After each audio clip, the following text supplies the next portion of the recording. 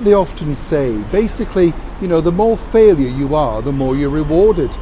Is that the case, of course, for this presenter who's signed to one of the more bigger commercial channels here in the United Kingdom? And more importantly, will this now have a royal connection?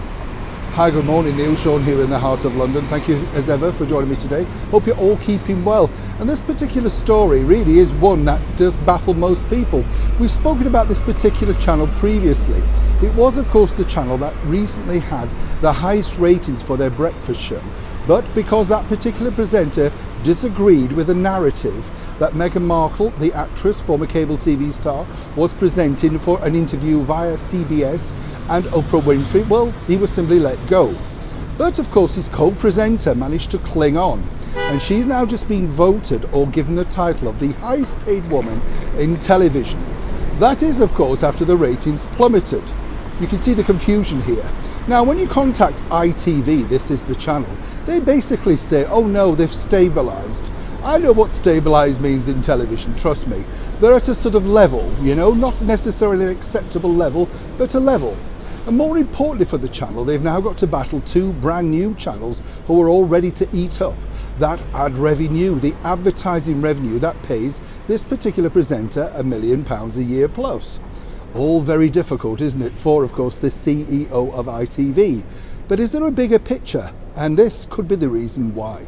As we know, that channel was lucky enough, if you want to call it that, to screen that now infamous Oprah Winfrey, Harry and Meghan chat, which really had more mysteries than an Agatha Christie book, more holes than Swiss cheese. But that really didn't bother the CEO. She came out and publicly backed Meghan Markle, saying that she believed her. Really confusing.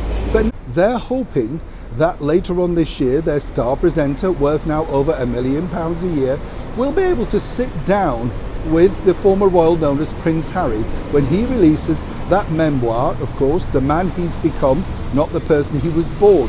They're hoping that this will be another ratings juggernaut and no doubt, hopefully supplement the much needed ad revenue. Now, the reason behind this is simple. They claim, of course, that she's very popular within the royal family and a serious journalist. You can see that from these pictures here. This particular journalist has appeared across many glossy magazines, always ready to do an interview. Well, it of course suits her, and more importantly wasn't too shy to shake a shimmy on Strictly Come Dancing, or if you work in other areas of the world, Dancing with the Stars. So no shrinking violet. Now, this isn't a personal attack at all on the journalist, but it just leaves you to wonder exactly what the narrative is, because of course if they do decide to sit down with the former royal, and if he agrees to that with all the questions checked out well in advance, then what are you really watching? And more importantly, would that interview be worth the £1 million plus a year that the channel allegedly, as ever, are now paying her?